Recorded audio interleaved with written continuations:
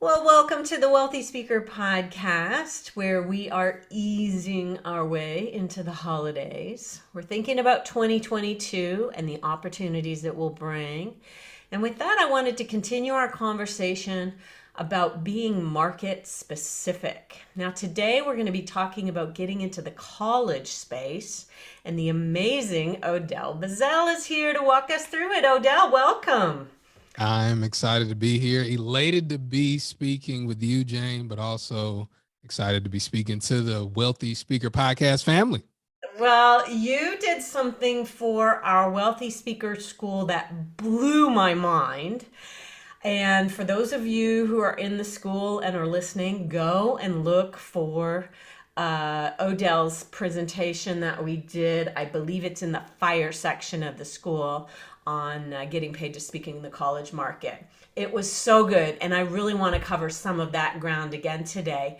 For those of you who don't have interest in this market, stick with us because business is business, and I know there are going to be some nuggets that can apply here to other markets, and you're also going to be inspired by Odell's story. So let's start there. Let's start with your journey on how did you land where you've landed here today, living the dream. Yeah. So speaking, I as a youngster, I always wanted to be in business for myself. Mm-hmm. Just didn't know what that looked like. And I sold candy in high school, and I had a vending machine, and I actually had part ownership in a barbershop when I was in college. And all of it kind of crashed and burned because I didn't know anything about business. I just met some cool people. I had some opportunities. I was popular in school, so people just kind of gravitated towards me. And I remember I was in college. My dad was actually with me. I did a presentation at a large university in North Carolina, where I'm from, University of North Carolina, Chapel Hill. And I did a presentation. I was selling something like some kind of financial service product or something. And the VP of finance at UNC Chapel Hill was like, "Yeah, we're not gonna buy, but you were very good." Huh. So he was just, "I want to encourage you. You were very good." I'm like 19, 20 years old. All I heard was he didn't want to buy. That's all I heard. I was like, whatever. And so then I went through school. I majored in communication, graduated at the beginning of what a lot of economists and historians are calling the Great Recession, Mm-hmm. 2007, 2008. And I had no idea what I was going to do, Jane. I didn't know. I went to school to be on television, to broadcast journalism, and I didn't know. So I graduate. My public speaking professor, Dr. Pond, he asked me, like everybody asks college students, "So what are you going to do next? Where are you Mm-hmm. going?" And I said, "I don't know." And he said, "You should consider being a professional speaker." And at that time, I was like, "What is that?" um, I'd heard of Les Brown, I'd heard of Jim Rohn and all that stuff, but the way I looked at them was the way I looked at Kobe Bryant, Michael Jordan. It was just like, well, they're famous, Right. they're legends. Little people like me don't get paid to speak. Felt a And long way away. yeah, it just, there's no way. And I'm not famous. I'm not rich. I'm actually a mediocre student that barely got out of here. So, um, and he told me that most speakers aren't famous, and all you need is a message, and you need a market that will buy that message. Mm-hmm.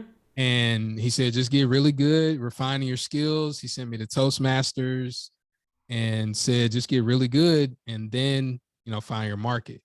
And so at 22, I did 33 non-paid speaking engagements between Toastmasters, volunteering at local nonprofits, church, all this stuff. I said, I want to speak. I did 33 non-paid engagements. And then I was like, okay, I think I'm ready to get paid.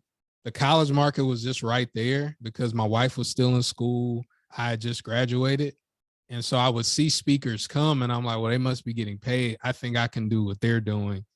And so my first paid speech was February 18th, 2008. at Rockingham Community College, and I got paid a grand total of $600 to Woohoo! speak. So that's kind of how we got here. I love it. I love it. And please, like, let's all just remember that $600 for an hour of your time is a lot of money, right? We kind of goof about that, but really $600 for an hour is a pretty good paycheck. So congratulations. That was in 2008. So I know you as the guru of the college space. I mean, you have been there, done it, got the t-shirt. Did you intentionally say, look, I'm good here. I'm gonna really, I'm gonna really go deep into this market. Was that a conscious choice of yours?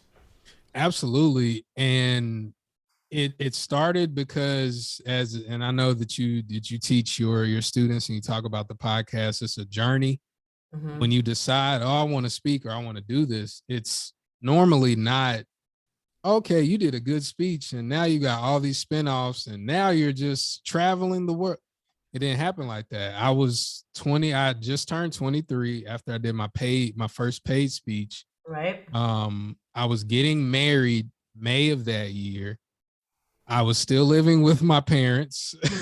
And so $600 was a lot of money. I remember telling my mom when I was leaving, I was like, Mom, I get paid $600. You know, doctors don't get paid that much money in an hour. I'm going to be rich. I remember telling her that. And she said to me, she said, yeah, slow down a little bit. Like, just, just Cool take your take some time. jets. Don't quit your day job, right? Like all that stuff. And so it took some time for me to figure out the market, figure Hmm. out the timing, figure out my message. It took time. So it wasn't until February of 2013 that I went full time and I was actually in it, doing it. And so then that part, when I got into that, it was like, oh, okay, yeah, that income not being there from my day job, yeah, I felt it, right? Like I felt, ooh, oh, if I don't get a speech, I'm not gonna be getting paid. So I had to go through all those arcs and different things like that. And when I guess figured it out, and I'm using air quotes for those listening, it wasn't until about 2017 where it was like, I got it. Like I got it now. I can pretty much in this lane, in the college lane, I can pretty much predict boom, boom, boom, boom here, boom, boom here, there. So then I got signed with one of the biggest agencies in the space, and I had a conversation, based on your original question: do I want to go deeper, or Hmm. do I want to do what some of my other contemporaries and associates have done? Do I want to expand? Do I want to do all that stuff? And for me, I just thought, for where I am right now in my personal life and all of that, what's familiar is cool right now for me.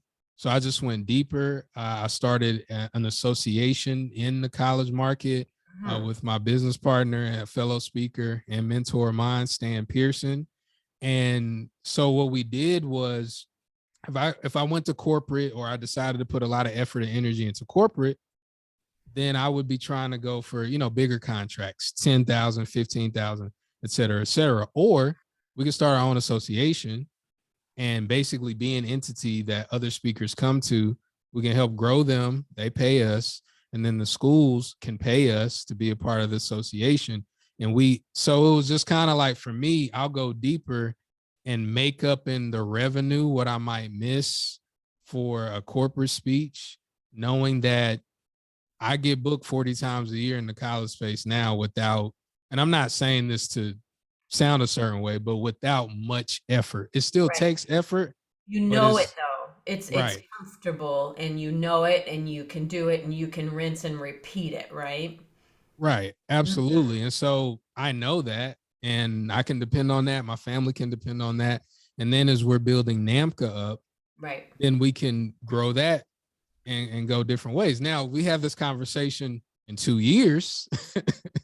it might I might say, well, I figured out this, corporations here in the tech Yeah. space. They're looking like I might figure things out because we're always progressing. But right now, specifically, I'm going deep, and I want to be the guy and the entity that people come up to that I was missing when I came up. Let's give a shout out to two things. Number one, NAMCA, NAMCA. What's the URL for that? Yep, NAMCOweb.com. NAMCOweb.com. NAMCAweb.com. So we'll put that in the show notes. Was the organization that you signed on with, was that Campus Speak? That was for College for Life. College for Life. Okay. Or College for Life. Yep. For those of you who are wanting to get into the space, there is a Campus Speak. There is a College for Life organizations who do book speakers into the college market. Now, let's talk a little bit. First, let's talk about fees. And then I want to break down who books what. Because I think it's an interesting space that way. So what do you think is the top end of the fees? I have a number in my mind. I'm going to write it down. You tell me what you think your number is that's at the top end of the college space. Yeah, the top end of the college space. And I just want to add context to this. For one speech, not one contract. I just want to get that out there. Like one speech, you show up 45 minutes. I'm a keynoter by preference. So I prefer to keynote. I don't like to do a lot of trainings that are 3-4 hours long. Of course, I do them. Right. But my keynote starts at 5,500. Okay. And so I am at the top for non-celebrity type of people. So that's the pretty top uniform. end, and I wrote down 7,500 because I feel like that's kind of the window where it starts to close for you. Somewhere I've heard, and the reason I said 7,500 was because of Josh Shipp, who is someone who is in that space. He's the one who gave me that other figure. Okay, so we kind of have the top end, and people starting out in the market. In the Wealthy Speaker 2.0, we've talked about 1,500 and you're in the game. That's just an arbitrary number, really. 600 and you're in the game, really. Odell was in the game at 600. So I just want you to know that you start charging what you feel comfortable with, knowing that you're only going to go up from there, right? So, okay, let's talk about the different kind of chunks of business that there are inside the college space. Break them down for me. Well, yeah, I want to first let everybody know that colleges are corporations that sell education. So some people, when they hear the fee, they hear 7,500, they hear 5,500 again. We're talking like to come in one time to speak to one audience, boom, that's it. But there are multiple opportunities to do multiple different things. And I'm going to break down some of those things as we move forward. But change the way you think about it. Colleges are institutions, they're companies. They're companies. So I wanted to add that because when you think of a company, you think of different departments in the companies. Colleges are the same way. And these departments that I'm going to lay out for everybody, they're the ones that I've been booked in the most. There are more, but these are the ones I've been booked in the most. And it's first of all, new student orientation. And that could be, new student orientation, or it could be called new student programs, anything with new students. Then there's diversity, equity, inclusion. It could be multicultural affairs. It could be it could be called diversity, the Office of Diversity, Equity, Inclusion. There's that. Then there's the Office of Student Life. And with student life, you basically have the same department. It might have different names. So it might be student life. It might be student activities. It might be student leadership and engagement. It might be something like that, but it's basically student life. Then you have residential life, or housing and residential life. And those are the individuals that oversee students getting into dorms and, you know, making sure that they're matched with their roommates and all those different things. Then you've got fraternity and sorority life. Fraternity and sorority life is huge. It's out of all of the ones, I would say, as far as the size, meaning can you get a bigger fee? Can you get paid more? It's new student orientation. Then student life and fraternity life are kind of the same. So you're looking at a whole different pot of money at a larger school, at a mid-major school or something like that. Then there's SGA, or Student Government Association. In some smaller schools, it's called Student Council or whatever. These are the leaders, the student leaders at a school that are like the president, the student class president, the senior class president, all these different people. They bring in people for their own purposes at many schools. Then there's athletics. Wait, there's more. There's more. There's athletics. Okay. And I'll mention athletics. I'm going to go back through some of them to add some more context. Yeah, but athletics is on the rise, because normally what they would do, Jane, is they would bring somebody in to rah-rah the student athletes, or to teach them something specific like financial literacy or something like that. Yes. Life skills, interviewing skills, stuff like that. Yeah. Well, the NCAA, they just released the rules. The rules you can make money off of your name. They've unleashed the Kraken. Yes. So that created a whole new department. Yeah. NIL, for those of you listening, NIL, name, image, likeness. So they're going to bring in speakers for that to teach them, well, how do I use my name, image, and likeness? How do I turn this into a business? Or how do I do this? Entrepreneurship, et cetera, et cetera. Is that, are you tempted by that because you know so much about these spaces already? Like, is this interesting to you? Absolutely. Yeah. Absolutely. And I have a background in sports. Role model for this. You've already got like a great following, and that could be a really good deep dive into a deep dive sector for you. Yeah, I got some stuff on that. There's one more I didn't share. Okay, let's do it. There's one more, and I just call it TRIO, TRIO, TRIO. TRIO is a grant-funded program that is connected in all 50 states to a college normally. Like 95% of, so if you work with TRIO, a college is going to pay you because they're connected. It's a government funded program. They give over $1 billion with the B money for programming and for staffing. $1 billion with the B, the government gives them every single year. And their whole purpose, TRIO, is to encourage students whose parents didn't go to college to get advanced degrees. So all of those departments that I just listed, they have paid me multiple times. And if you're thinking about the college space, or you're like, I think maybe I have a message for college students, it would help for you to look at those departments. And I'll just give a couple examples. I'm not going to go through all of them.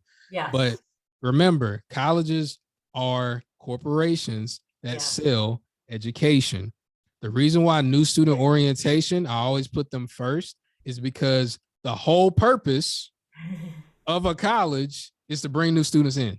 And it's a revolving door. And so you, Odell, get to go back every single year and do all of the new students. I mean, if you can figure out a product like toothpaste, which you have to use every single day, if you can be consumable like toothpaste, Odell, your new student orientation is going to happen every single year. And probably more than once a year, right? Because some of them have different start times. Is that right? Absolutely. So you could do it in America normally, depending on what region. You're going to go late August, early September when schools start.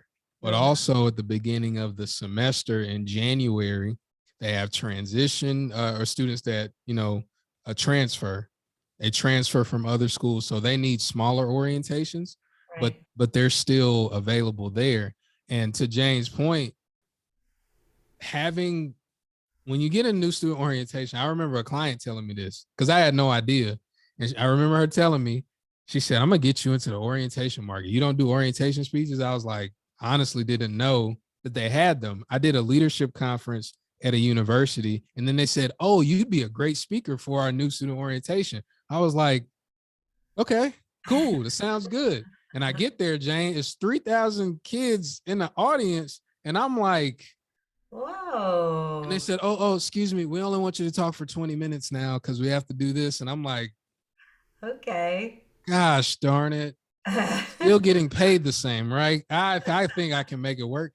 And the thing about it is that gives you more opportunities to feed into those other departments because other people are there. Those students are then going to move into different places and they're going to remember you. And then they move into leadership and they'll remember you. And so you'll be able to follow a student around on their journey through student life, residence into their Yep. fraternity, and at athletics if they are one, and then potentially even my goodness, I mean, into leadership positions. So really, the opportunities are incredible at this level. So let's talk a little bit. Okay, so new student orientation, definitely put a star by that one because there's a rotating group of audience and you're going to get a lot of opportunity there. What else should we put a star beside? You said student life, fraternity, sorority. Yep. Put a star by those. What about trio? Definitely put a star by trio as long And as, maybe athletics and NIL. Yeah. yeah, Okay. definitely. Let's Those are the start ones to look with at. these. That if you start with just those five, I mean that could be incredible. And I just want people to understand that there's a lot of space to go and play. Now, when you go in, I know at the lower education levels at middle school and high schools, a lot of times a school district will bring you in and you'll do several districts at once, and they kind of really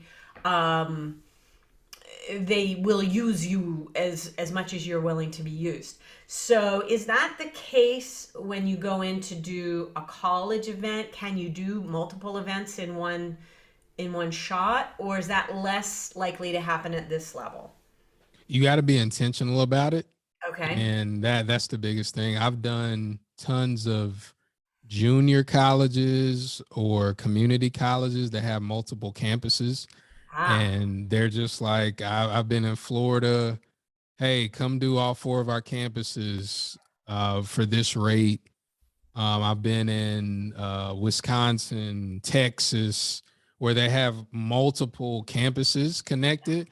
So you can do it. It's just you have to be intentional and kind of seed the idea to them to let them know that's possible. Because yeah. one thing I tell a lot of the people that come into my world through a variety of channels, through podcasts, through Clubhouse, through whatever, is Mhm. I say the people that are booking you are not usually business minded people.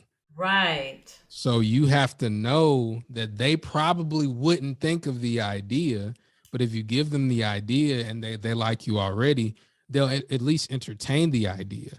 And Right. so that's the big thing, making it easy for them to pick you and say, "Hey, Jane, I see that you have this event here, but you also have a sister campus over here. Right. Could I would be open to doing Hmm. this, like, and then you can talk about that with them, increase your fee, and have, take advantage of the time Right. of you being in the area. Now, some of these groups will be student volunteers, and will they evolve? Which ones of this list would be like a new student volunteer every time. And how do you find out this information? Are you calling someone in administration to ask those questions? See, that is a great question. I don't think anybody's actually ever asked me that question Really, before. we're going deep today. I figure we might as Yeah, well go all the way down the rabbit hole. for sure. So students are going to be in charge normally of SGA That's student and, government. yeah, student government. Normally they have more say with the student life activities and fraternity and sorority life. Right. I was But thinking they'd be volunteers for but sure. usually it's a decision maker, a professional, a higher education professional that is giving them the, Directive. yeah, giving them the directions. Yeah, like an administrator would be their counselor or their mentor to help them do their job if they are some sort of elected official, right? Right. In an association. Okay. All right. Well, this is for those of you listening in who are interested in this market. I hope that you have gotten some great ideas here. Let's talk a little bit about. We mentioned DEI as a well, let's go there first. We mentioned DEI as a division. Let's also talk about it as a topic. So when you say DEI, there are areas of the organization whose focus is this. Explain it, and then let's talk about topics for the various different situations. Yeah. So diversity, equity, inclusion has evolved even since I've been speaking. Mm-hmm. It's evolved a great deal. Probably a And lot in the last 2 years, right? yeah, it's evolved a crazy amount. And so now it is more on the subset of leadership, because it used to be like this extracurricular thing. Would you say it was an afterthought, but they thought they needed it? Right. Yeah. Now it's, Now you they put got it to up do it. top You have priority. to do it. And Hmm. so they're going to book people that have, and I hope if you're listening or taking notes, this is a great time to take notes. They want something familiar with the unique perspective. Hmm. So it's not enough, and when we're talking DEI specifically right now, it's not enough for you to say, oh, you everybody has, biases. Everybody is, they have their own prejudices or whatever. Hmm. You got to learn how to turn off your unconscious or turn on your unconscious bias or whatever. Hmm. Okay, we great. But can I get a little more like they're looking for? Can I get a little bit more how to do it? In student life, it looks like this, Right. It right? looks You're like giving this, them and it specific examples of microaggressions and stuff like that. You're getting right down to the nitty gritty and helping people absolutely. understand. So, okay. Is this a topic that you go into at all in your own talk, in your own speaking? Yeah, and I'll give everybody just a quick example of how I do it, Okay. because for those of you not listening or not viewing me right now, I'm black. I identify as being a black man, and so people kind of make assumptions that, oh, you're black, so you're gonna give us a diversity lesson on et cetera, et cetera. And I'm like, nah, I don't talk, and I tell people I'm not a diversity speaker. And I'll even go as far as for marketing purposes to say, in fact, I don't think the biggest problem we have is diversity. I think the biggest problem is communication. And Oh, so I interesting. talk about it from a communication lens, because my Okay. whole tagline is I work with organizations that want their leaders to develop the communication skills necessary to thrive in a diverse workplace. Hmm. So when I talk about it like that, it distinguishes me. It's like, oh, so he's not going to be the one that comes in here and talks about unconscious bias, microaggressions, Right. and all this stuff. He's going to talk about the best way to respond to it, react to it in an interpersonal setting. Oh, okay. So then they can Right. categorize me that way, because they're still going to think I'm a diversity speaker, which is Mhm. fine. They pay me. Like, that's fine. Whatever you think, that's cool. but adding something familiar with the unique perspective, I think is something that we could all do. So like you said, student life looks like this. If you're living with somebody differently, residence life, it looks like this. These are Right. some things that we have to be able to do and work through. And so that's what I would add if somebody's looking to go there, Okay. to focus on that. So you've even gone, niched down in terms of that particular topic. You've gone down and said it's not just DEI, it's communication is what I wrap it all out in. So you're a specialist within a specialty. And I really love that. And I think that that's what helps you be so hot. I mean, you are booking up a storm. Talk about during COVID, you were doing a lot of virtual work. I didn't know until you told me that there was a lot of virtual work going on for schools, for universities and colleges. I thought that was very interesting. Yeah, it's colleges are trendy, right? They're trendy. They kind of pay attention to what's going around the world, and then they kind of mirror that. So and for history, I'm sure somebody's working on a book or a book's already been released in the speaker world, talking about March whatever it was. For me, it was March 13th.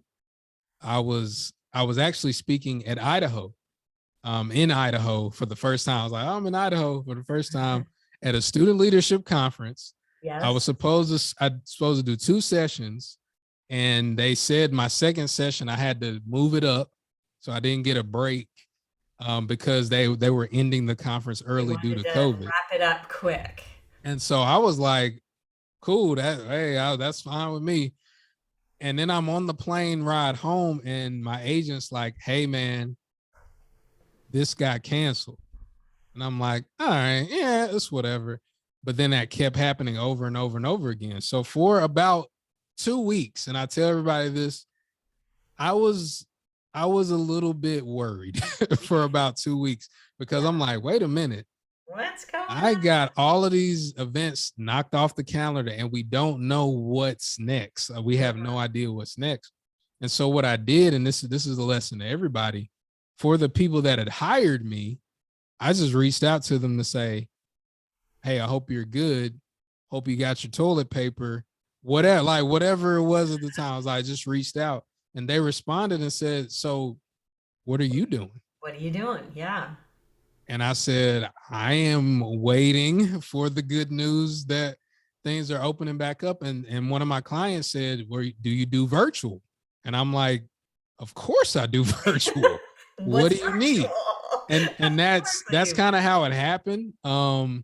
That's really kind of how it happened. It was kind of like, do you do virtual? And then I was like, yes, I do virtual. Yeah, let's do some virtual stuff. And then Jane, what continued to happen for about the next year is that more and more people got on my calendar to do virtual. And in like one span, I had like 23 paid talks in like 5 weeks. Like it was ridiculous. I'm in my grandma's basement. That's where my office is.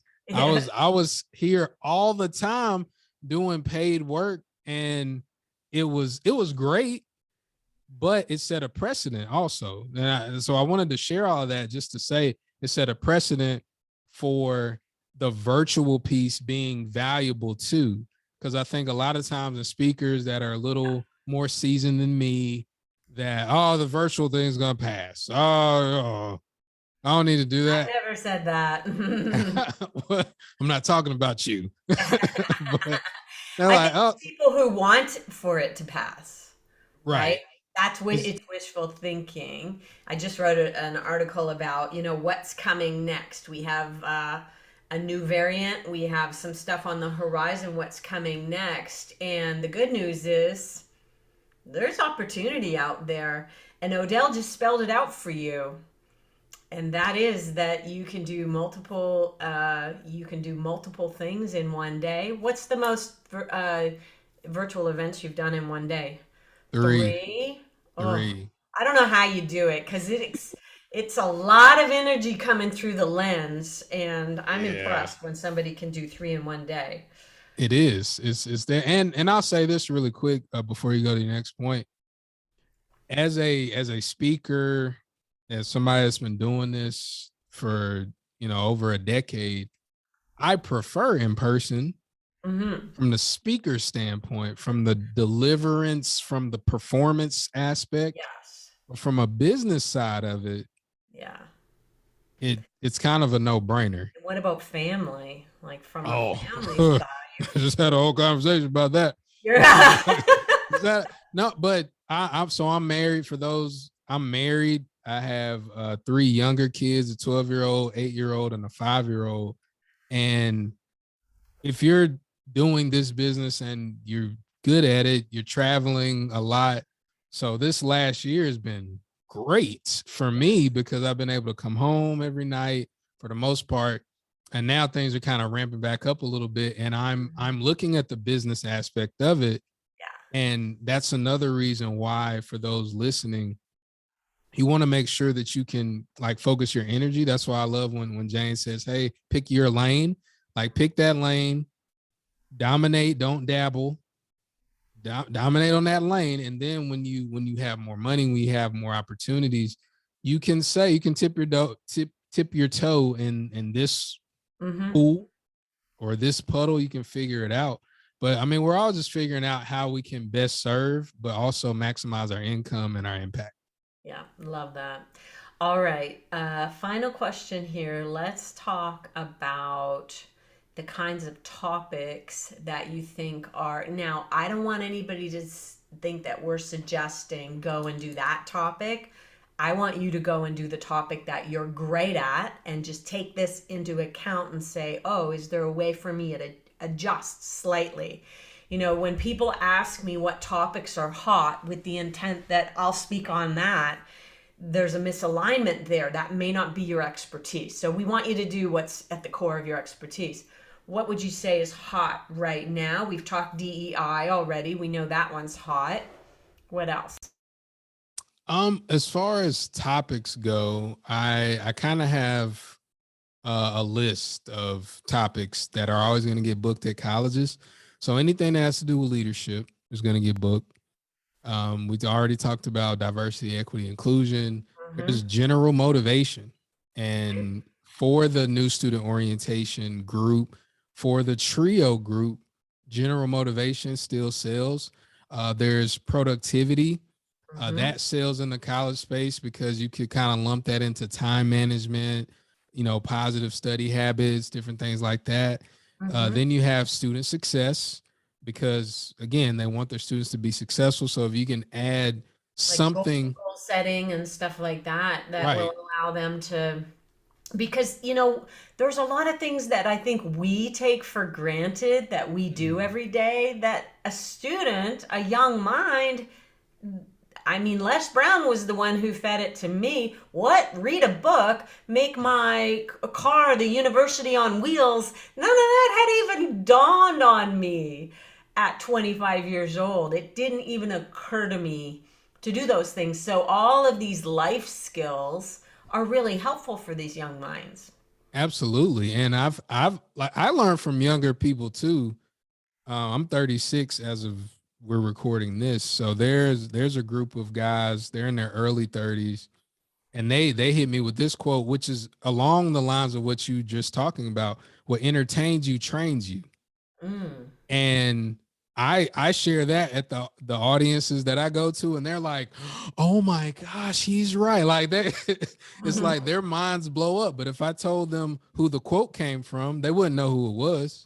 Hmm. And so you have an opportunity, like you said, Jane, like you can implant stuff in their minds that we take for granted, that we're like, well, I have to align my life. I have to do this. Mental health, mental wellness, mindfulness, that's something else that I'll gets bet booked that's a all the hot time. topic right now, mental health, right? Absolutely. Mm. Relationships, positive, healthy relationships, because there's sexual abuse that happens on college campuses. There's a lot of these things, financial literacy, and also your physical health and wellness. So, all of these things are things that colleges are looking to bring to the forefront so Mm. that they can build the students up and they can teach them. And here's something else I want to add really quick. If you're like me, who actually did stuff backwards a little bit. I wrote a bunch of books before I really got into speaking because I like writing. And I wrote a bunch of books based on the stuff that I wish I would have known in college. There was no marketing like genius behind it. I was just like, I wish I would have known about this. I wish I would have known about that. You can sell a series to colleges and say, hey, I have a financial literacy book. I have a book on motivation, grit, resilience. I have a book also on student success. So I could come in, speak 3 times a year to this group Series. for the very low value fee at this. And so then, and that's where in negotiations, that's where I start. I start there and say, well, hey, if you want me to do multiple things, you want me to do this, it's going to be 15K. It's going to be 17K, depending on what it is. And then they usually walk me down to the, oh, just come in and do one. It's like, yeah, okay. Like, we can do that. I love it. I love it. I love talking to you, Odell. I miss you on Clubhouse. Odell and I met on Clubhouse. So there were, even though I've decided to kind of step back a little bit and maybe pay a little bit more attention to LinkedIn Live, I love that I met you and Stan and Dr. Josh. And I mean, I just feel so lucky to have been exposed to all of the cool people in your world. And I was very happy for the Wednesday mornings that we did spend together over the course of, well, maybe about 6 months or a year. It was really fun. Well, I appreciate you. And as always, I tell you, you're a legend. I was reading your book when I was working, grinding away at the jail. And so this is a full circle moment for me. I remember listening to your podcast. You was a part of my university, my mobile university, listening to the podcast, trying to figure out this whole speaking thing. So I just wanted to say that if you're listening, if you're in Jane's world, stay in Jane's world. It's better for you in Jane's world. Listen to everything she's saying, and you'll be able to do really great things in the speaking business. Well, listen, we have some crossover people because let's talk about NAMCO and what it is that you do for people. Not only do you help them understand the college space, but you also do introductions, and I think that that is pretty darn cool. So tell everybody a little bit more about NAMCO. Yeah, NAMCO. So NAMCO stands for the National Association of Masterminds and Co-Curricular Advancement. And so what we do on one side is we bring all the higher ed professionals from all the departments that plan co-curricular events. That's key. Co-curricular event, that's the event that's going to pay you. That's aside from the major academic curriculum. So we congregate, assemble all of those individuals, give them unique professional development. We teach them how to use their skills in education, how to use their expertise to make money. And then in all of that, we just simply ask them, are you looking to book speakers? And a few times a year, we have our showcases. We've all done it virtual, but we're going live in 2022. So depending on when you're listening to this, we might be, having our first live event, NAMCA. But a lot of associations, Jane, will give you an audience and say, hey, get up there and go speak. All right, go showcase. We just take it a step further where it's like, hey, get up there and go speak. Let's get your footage. Let's get all this stuff. But hey, let's go in a little room and meet all the people Yes. that have raised their hands and said, yeah, I think I'm looking for a speaker. Then I can say, hey, Jane, meet Stan. Stan works at Missouri College and he's looking for a speaker on ba. Y'all talk. And what we do there is, because Stan and I have been in the college game so long, we have hundreds of clients that we worked with, and we're just able to make the introductions easier. You're providing a service for them. That is a beautiful, beautiful thing. And I love it. I love it. I think that is terrific. So we're going to put namcoweb.com, is that right? In the show notes. We'll make sure we put that there. And people should reach out to you. It's not a ton of money to join you in your organization. And I think it's a really good investment if you're thinking about the college space. We have people who come to us in the Wealthy Speaker School. We just put out a notice to some people, hey, there's someone looking to hire 4 trainers for the following states. And so I love when people come to us and say, hey, who's hot in these fields? we need some speakers. And we love matchmaking, and we don't take any money for it. So, Odell Bizzell, it has been so great to talk to you, my friend. I've missed you, and I hope that we get to catch up again soon. And appreciate you being on the show today. Anything else that we need to share with people about you before we sign off here? About me, no. I think everything that about me has been said. Where But would you for like them to connect with you on social media, maybe? best way to connect with me is on Instagram or LinkedIn. I'm the most active on those two. And Okay, what's Odell your handle Bizzell, on Instagram? Odell Bizzell, Odellbizzell. I'm the only Odell Bizzell on social Really, are media. you? Come on, I I can't really believe am the only that. Odell Bizzell on there. So, and that is my real name, everybody. It's my real name. I didn't Third, make it up you're or anything like third. that. The I like second. that. Oh, the second. Yeah, I'm the You're second. right. I'm the I'm second. getting my eyes are a little blurry, so I was actually reading your Zoom name there, and I put a third one underneath. Okay. Thank you so much for being here with us today. Appreciate you. And for those of you tuning in, hey, let us know. Was there some gold in there for you? Let us know. Leave us a feedback, a review. Send me an email, jane@speakerlauncher.com. I would love to hear from you. And with that, we will say, see you soon, wealthy speakers. Bye for now, everyone.